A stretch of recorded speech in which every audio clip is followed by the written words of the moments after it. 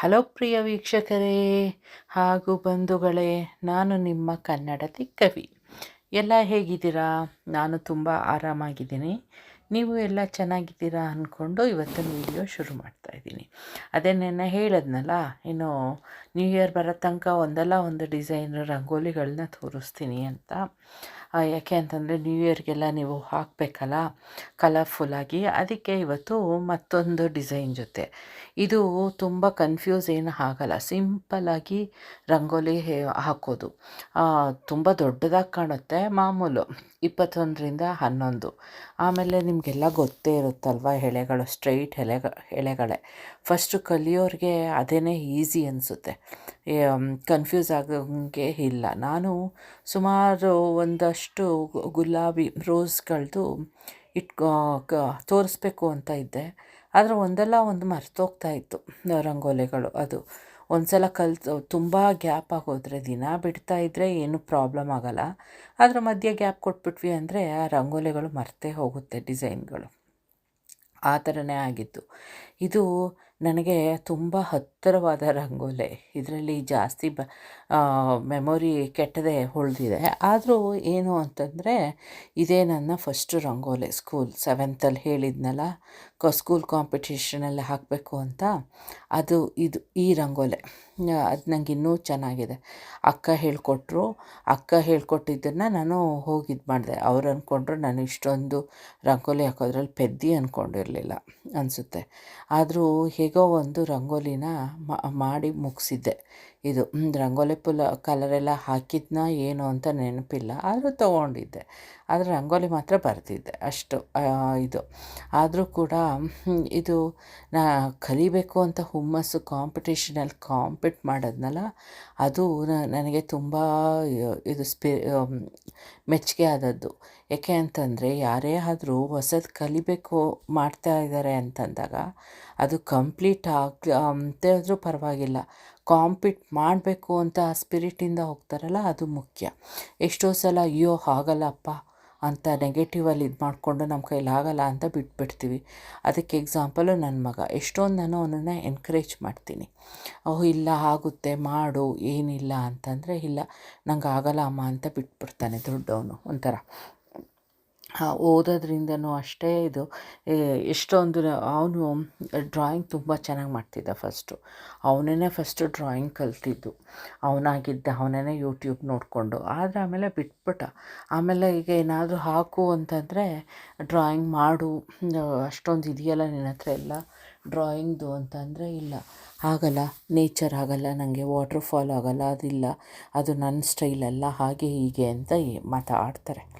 ಇದು ಅಂದರೂ ಅವನಿಗಿವತ್ತು ಮೆಕಾವ್ ಬರೆಯೋದಕ್ಕೆ ಹೇಳಿದ್ದೀನಿ. ಸ್ಕೆಚ್ ಮಾಡಿದ್ದಾನೆ, ಇನ್ನೂ ಕಲರ್ ಇದು ಮಾಡಿಲ್ಲ ಅಷ್ಟೊಂದು. ಮಾಡ್ತಾ ಇದ್ದಾನೆ ನಿಧಾನಕ್ಕೆ, ಮಾಡಲಿ ಅಂತ ಬಿಟ್ಟಿದ್ದೀನಿ. ಹೇಗೂ ರಜಾ ಇದೆಯಲ್ಲ ಅದರಿಂದ.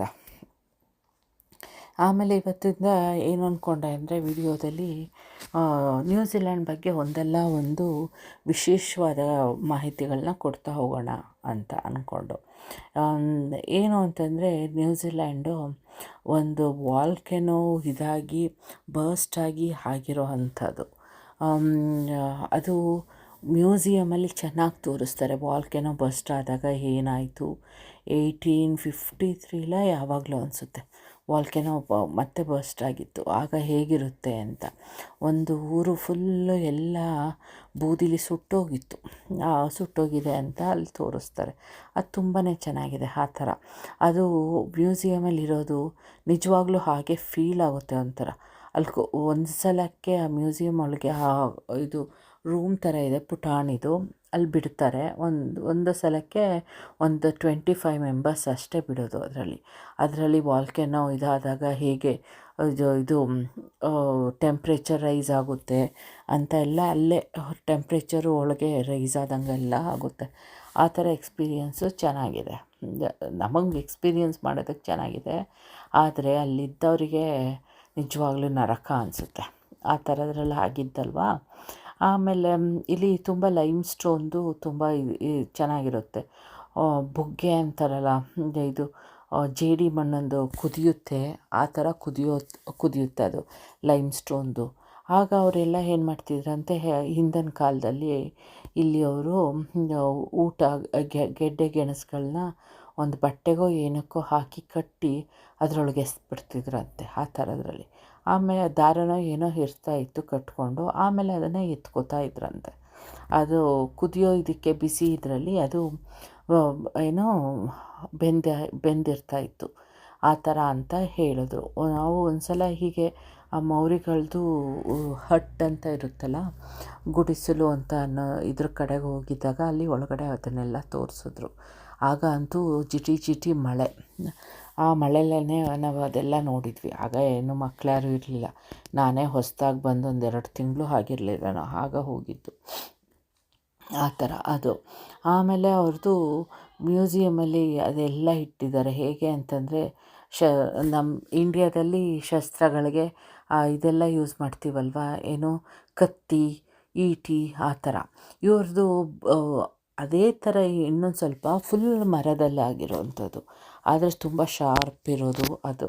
ಆ ಥರ ಅದು ತುಂಬಾ ಏನೋ ತುಂಬ ಒಂಥರ ಭಯಂಕರವಾಗಿರುತ್ತೆ. ಭಯಂಕರ ಅಂತಂದರೆ ನಾವು ಅಂದ್ಕೋಬೋದು ಮರದಲ್ಲಿ ಏನೋ ಆ ಥರ ಇರುತ್ತೆ ಅಂತ, ಆದರೆ ಅದು ತುಂಬ ಅಂದರೆ ತುಂಬ ಶಾರ್ಪು ಎಲ್ಲ.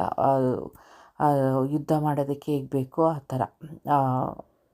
ನಾವೇನಾದರೂ ಅದು ಮೊಂಡು ಹಾಗೆ ಹೀಗೆ ಅಂದ್ಕೊಂಡ್ರೆ ಅದು ನಮ್ಮ ತಪ್ಪು, ಅದು ಇದು ಭಾವನೆ ಆ ಥರ ಆಯಿತಾ. ಆಮೇಲೆ ನ್ಯೂಜಿಲ್ಯಾಂಡ್ದು ಕ್ಯಾಪಿಟಲು ವೆಲ್ಲಿಂಗ್ಟನ್ ಆದರೂ ಕೂಡ, ಆದರೆ ಮೇಯ್ನ್ ಬಿಸ್ನೆಸ್ ಹಬ್ಬು ಎಲ್ಲ ನಡೆಯೋದು ಈ ಆಕ್ಲ್ಯಾಂಡಲ್ಲೇ. ಆಕ್ಲ್ಯಾಂಡಲ್ಲೇ ಮೇಜರ್ 50% ಪಾಪ್ಯುಲೇಷನ್ನು ಆಕ್ಲ್ಯಾಂಡಲ್ಲಿರೋದು. ಮುಂಚೆ ಎಲ್ಲ ಒಂದೊಂದು ಮನೆ 1/4 ಎಕರೆ ಇರೋದು ಒಂದು ಮನೆ. ಆದರೆ ಈಗ ಫಾರ್ ಎಕ್ಸಾಂಪಲ್ಲು 2 ಮನೆ ದೊಡ್ಡದು ಸಿಂಗಲ್ ಇದ್ದರೆ ಈ ಬಿಲ್ಡರ್ಗಳು ಹೋಗ್ತಾರೆ ಅಕ್ಕಪಕ್ಕ ಇದ್ದರೆ. ಅದನ್ನು ತುಂಬ ಆಫರ್ ಮಾಡಿ ಅದನ್ನು ತೊಗೊಬಿಡ್ತಾರೆ, ಹಾಗೂ ಹೀಗೂ ಮಾಡಿ, ಹೇಗೋ ಬೀಟ್ ಮಾಡಿ. ಯಾಕೆ ಅಂತಂದರೆ ಬಿಲ್ಡರ್ಗೆ ತುಂಬಾ ಲಾಭ ಇರುತ್ತಲ್ಲ, ಅದಕ್ಕೆ ಅದನ್ನು ತೊಗೋತಾರೆ. ತೊಗೊಂಡು ಆ 2 ಮನೇಲಿ ಎಷ್ಟು ಮನೆಗಳು ಕಟ್ತಾರೆ ಅಂದರೆ, ಮನೆ ಅಲ್ಲ, ಮ್ಯಾಚ್ ಬಾಕ್ಸನ್ನು ಒಂದಕ್ಕೆ ಪಕ್ಕ ನಿಲ್ಲಿಸ್ಕೊಂಡೋದ್ರೆ ಹೇಗೆ ಆ ಥರ ಕಟ್ತಾ ಇದ್ದಾರೆ ಮನೆಗಳನ್ನ. ಅದರಲ್ಲಿ 2 ಮನೆಗಳಲ್ಲಿ ಸುಮಾರು ಒಂದು 30 ಮನೆ ಅಷ್ಟಾದರೂ ಮಾಡ್ತಾರೆ ಅದರಲ್ಲಿ, ಪಕ್ಕ ಅಂತ. ಇದು ಒಂಥರ ವಠಾರನೂ ಅಲ್ಲ ಅದು, ತೀರಾ ಅದು ಅಪಾರ್ಟ್ಮೆಂಟೂ ಅಲ್ಲ, ವಠಾರನೂ ಅಲ್ಲ, ಆ ಥರ ನೋಡೋದಕ್ಕೆ ತುಂಬ ಕೆಟ್ಟದಾಗಿರುತ್ತೆ. ಆ ಥರ ಕಟ್ಕೊಂಡು ಹೋಗ್ತಿದ್ದಾರೆ ಆಕ್ಲ್ಯಾಂಡಲ್ಲಿ ಮುಂಚೆ ಗ್ರೀನರಿ ತುಂಬಾ ಇತ್ತು. ಈಗ ಏನಿಲ್ಲ, ಓಪನ್ ಸ್ಪೇಸ್ ಅಂತಂದರೆ ಬಿಲ್ಡರ್ ಬಂದು ಅಲ್ಲಿ ಹಾಕ್ಕೊಂಡಿರ್ತಾನೆ ಬೇಲಿನ. ಹೇಗೋ ನಮ್ಮ ಮುಂಚೆ ಇದ್ದಿದ್ದು ಓಪನ್ ಸ್ಪೇಸ್ಗಳೆಲ್ಲ ಹೊರಟೋಗಿ ಈಗ ಆ ಥರ ಮ್ಯಾಚ್ ಬಾಕ್ಸ್ಗಳು. ಆಯಿತಾ, ಏನೂ ಮಾಡೋಕ್ಕಾಗಲ್ಲ, ಎಲ್ಲ ಕಮರ್ಷಿಯಲು. ಇದು ಇದು ಎಕಾನಮಿ ಹೋಗಬೇಕಲ್ಲ, ಅದರಿಂದ ಆ ಥರ ಆಯಿತಾ.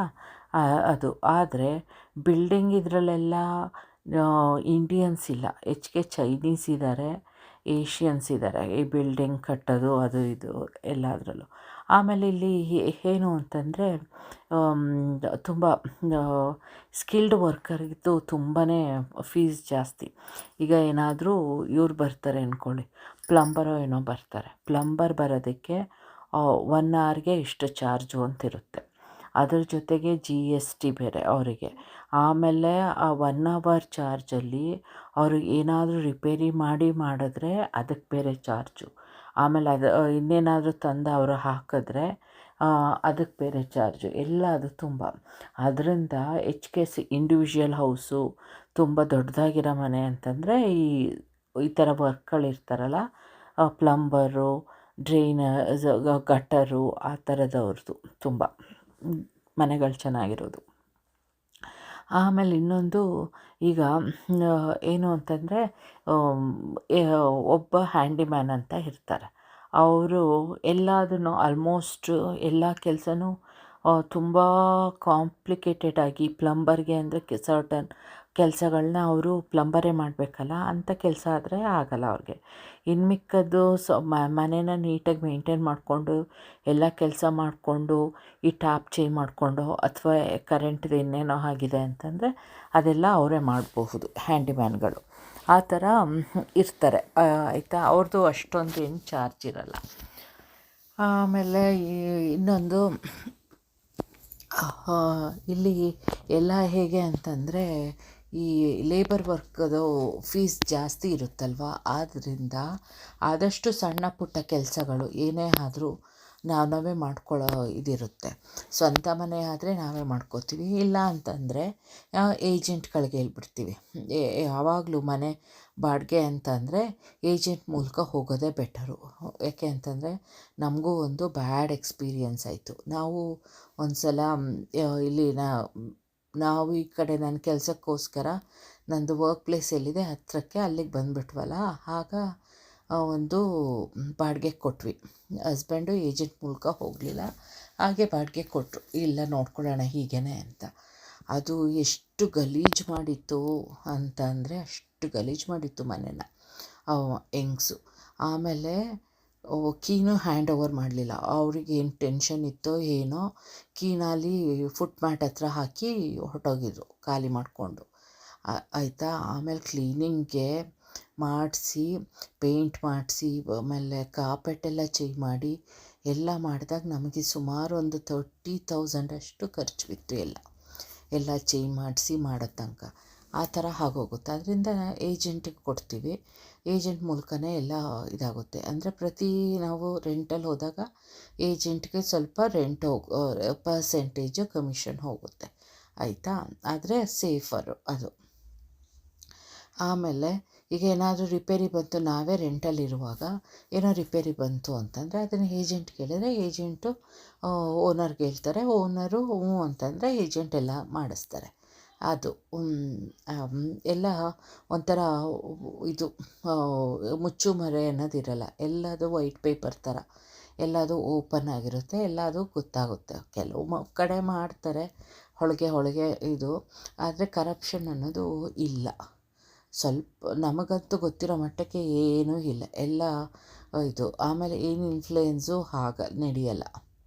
ಈಗ ಏನೋ ಕೆಲಸಕ್ಕೆ ಸೇರ್ಕೋಬೇಕು, ಇಲ್ಲಿದೆ ಹೋಗೋಣ ಕೆಲಸಕ್ಕೆ ಅಂತಂದರೆ ಇಲ್ಲ, ಎಲ್ಲ ನಮ್ಮ ಕ್ವಾಲಿಫಿಕೇಷನ್ಸು ಎಕ್ಸ್ಪೀರಿಯೆನ್ಸು ಅದರ ಮೇಲೆ ಹೋಗೋದು.